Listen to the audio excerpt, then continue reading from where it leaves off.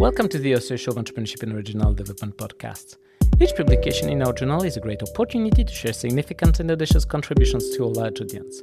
My guest today is Anna Schaper from the Technical University of Munich and the University of Würzburg.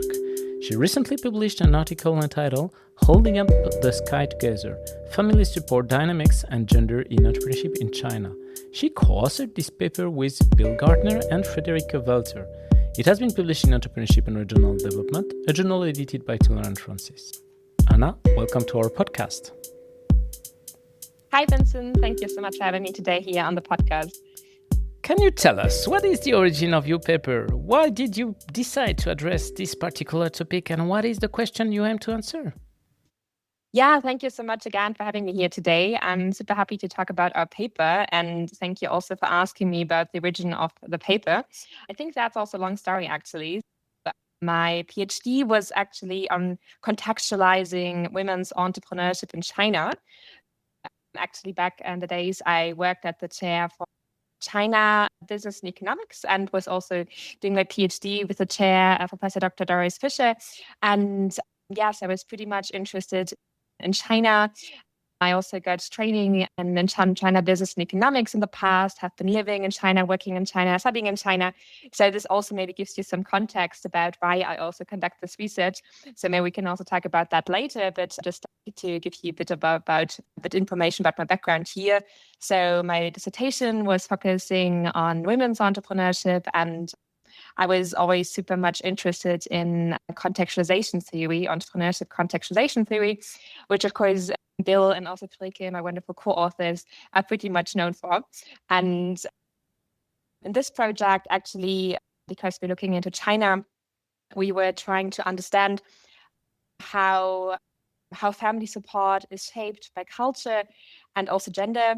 And this is also something that came to our attention because when we think about entrepreneurship, we can see that family support can hinder entrepreneurship activities, but also can foster entrepreneurship activities. And then we were also talking about China. So China is known to be a very family-centric society, patriarchal society, but it's also changing at the moment. So it's a pretty interesting empirical setting also to study these dynamics. And what we saw then is also family support is super important. We saw that when we think about contextualization, also framework about family support, gender, and entrepreneurship activities, we saw that it's not that represented also in our literature yet. And we were trying then also to untangle this puzzle a bit and trying to solve the puzzle a bit.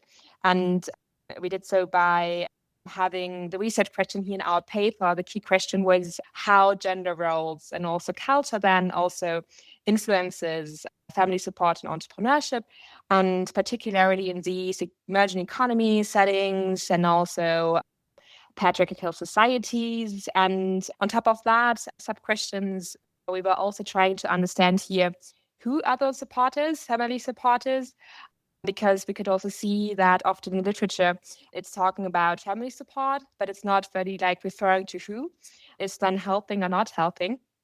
And then we were also trying to understand what specific support is given by the family members. Yeah, I hope this is somehow setting the ground for the next questions and our conversation here. But just saying it with a project that had been around and that also mattered a lot. And personally also was a very interesting research journey and a key paper of my dissertation. That's somehow the origin, I would say. So we're trying to just shed light on this phenomenon that we saw less reflected or being discussed in the literature yet, and wanted to make a contribution here and trying to solve the puzzle, at least trying to make a contribution to solving the puzzle with our research. Can you identify the one or maybe two key contributions of your paper that you believe will have the most impact on the field? Yeah, in our paper, we also discuss multiple contributions, but when we talk about the key contributions here, in our paper, we then were coming up with a framework and also ideal types of family support. And these ideal types also show that family support and entrepreneurship is also culture embedded. And For those who have not read the paper yet, so we came up with the 2x2 matrix, and what we saw as dimensions of family support is, on the one hand, we saw family approval, which could be a yes or no, and also family support, which could be none and multiple types of support. And we saw that these types are also culture embedded. And in that regard, we identified 4 ideal types of family members. The first type was a modernist. So who are modernists approve the activities and also offer multiple support types. Then we see modern traditionalists who do not approve, but offer support, which is super interesting. And then we also see fake modernists say yes, so they support, they approve the entrepreneurship activities, but don't offer support. And we see traditionalists who neither support, neither approve entrepreneurship activities of the women entrepreneurs. So we see different types here. And so our typology here in general and our metrics, we believe, is super interesting because it brings us also a new view here on how different family members shape also then entrepreneurship activities. And we also see different constellations when it comes to different family members, let's say mothers, fathers, spouses, in-laws. So we all discussed that in the paper. And what's super interesting here is that we see that when it comes to these 4 types I just mentioned, we see then also a link to the certain kind of gender role expectations that also different certain family members have for their daughters, spouses, or daughter-in-laws. And that's super interesting to see that there's either a match in terms of expectations or a mismatch, and that this also could then also shape, being deeply grounded also in culture, shape also then these 4 different types I just mentioned, the ideal types. I think we would say that this is some of our strongest contributions that we make, but there's also another one. What we also see in the literature is that, which also was triggering us to do this research project, that family support and entrepreneurship is super complex, but often it's discussed as less complex or considered as less complex and not considered as multidimensional. And what we see here in our study is, or what we also derive actually here based on our study, we show different dimensions here of family support. On the one hand, we show the 2 dimensions that I just have mentioned. So approval, approval as such can be yes and no. We see different kind of support types. We also show that in the paper, and I've also done a very interesting literature review on that. But we also see here very interesting then also the background of the family members, let's say entrepreneurial, non-entrepreneurial, and also the culture embeddedness as key component. And we think that it's super important to integrate or to view family support from these multiple angles and not only thinking about of types of support being offered, let it be emotional support, instrumental support, these kind of certain types, but more thinking about multidimensionality when we think about family support and entrepreneurship. And so we think that it's very important to do that. And we hope that with our study, we could also contribute here to a more multidimensional view on family support in entrepreneurship, and also showing that it's very complex, particularly when we also think about how family support works out across cultures, but also when we think about the gender perspectives that we took here also in our paper. I think I could go on with multiple other kind of contributions, but I will stop here. But I think these are the 2 key kind of contributions that we make with our paper. What was for you the main theoretical or maybe methodological challenge or challenges in addressing such a question? Yeah. When it comes to key challenge, so maybe I should also talk a bit about our data collection. This study is set in China. I just in the beginning told you a bit that I got also trained in the field of China business and economics, and the data collection actually started in the end of 2019. So it has been some time, but interestingly, it was also a very interesting time in history. So actually, at the end of 2019, I was at a research day at Peking University, and then I was supposed to be there until summer 2020. So I had super much field research planned, but then the COVID-19 pandemic was hitting and I had to leave China. So I had to, my field research got interrupted, and unfortunately I could not back for another 4 years. This was super tough.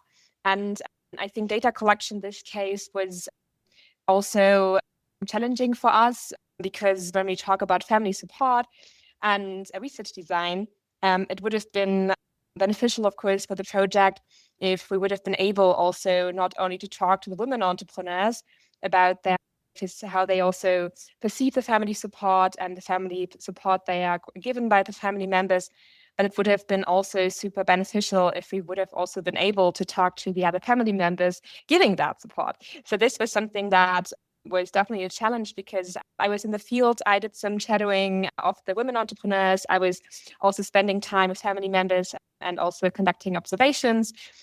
That I could simply not do that and go back. And I had to, me as the one who was getting the data, and due to my language skills, had then to continue the data collection virtually. And this was also then, I guess, also a challenge, how to navigate that. And yeah, it worked out due to multiple kind of ways of navigating that. But this was very challenging in the project then to understand how to move forward and how to approach that best. Yeah. Let's talk about the research process itself. Can you share something about the journey, perhaps a turning point during the data collection, a difficult decision you had to make about the research design, or even a moment of doubt? Any surprise or any counterintuitive result? Yeah, so maybe I can follow up on that, what I just said about our data collection maybe and research design. So I guess what was then also somehow a turning point was then to understand also of how maybe to react to such external factors that you as a researcher cannot change. And for us then, we saw that also as an opportunity to focus then also entirely also on the voices of the women entrepreneurs we interviewed, but still then also realized that following up with other family members would have been also super interesting, maybe for other research projects or maybe for the future. But I guess that also that difficult time, which also many researchers experience in different kind of situation during the COVID-19 pandemic, that was then also a way of maybe rethinking the approach. When it comes to the other questions that you just mentioned, difficult decisions to make, yeah, then how to proceed and how to utilize the data you have. And yeah, and then of course we then also collected data interviews virtually, and we were able then to collect sufficient amount of data to finish this project. And when it comes to counterintuitive results, earlier on, I mentioned the different family member types, ideal types, modernists, non-traditionalists, fake modernists, and traditionalists. And what's very interesting here is that when we think about the background of the family members that are included in our study, I mentioned that we also checked if they are entrepreneurial or not entrepreneurial. What we can see also here that we also have entrepreneurial mothers in the sample, which you would assume that since they are entrepreneurial themselves, embedded in the same cultural kind of context, that they would also approve the entrepreneurial endeavors of the daughters. But that's not always the case. So we also see mothers that are not approving the entrepreneurship activities of the daughters, and actually also trying to actively to hinder them to be entrepreneurs, because they have certain kind of expectations for their daughters that are also deeply rooted in cultural context. But what we still see is that these entrepreneur mothers still offer certain types of support to their daughters. So on the one hand, they're not approving, but they still offer support. But in general, the entrepreneur moms not supporting the daughters might be also something that is maybe counterintuitive, because they are the same culture, know how difficult it is, but they still have the same kind of, cultural maybe embeddedness also that hinders them then also to maybe engage differently with the daughters. I guess this might be something that is surprising and maybe interesting also to follow up in different studies. If you could go back to the beginning of this project, knowing what you know now, what would you do differently, and what advice would you give to other scholars embarking on similar research? Yeah, thank you so much, Vincent. That's also a very important question. What can be done differently next time, or about the advice for other scholars? I think that this research project taught me a lot about field research. And maybe when I talk about the advice for the scholars first, and I think when you approach such a project and you're in the field, I think you must be very curious and stay open, and particularly when also external factors hinder you in executing your initial plan. So I think it's very important to be open-minded and then trying to find ways to navigate, even if the navigation does not allow you to fully execute the plan that you had in mind first. I would definitely encourage the scholars then also to spend sufficient time in general in the field when it comes to field research, to really understand the nuances and to really also be able to fully analyze and interpret the data. And just like to be flexible also. I guess being flexible, particularly sometimes things happen, it's research, you cannot control everything, but I guess sometimes we want to stay in control, but it's not possible.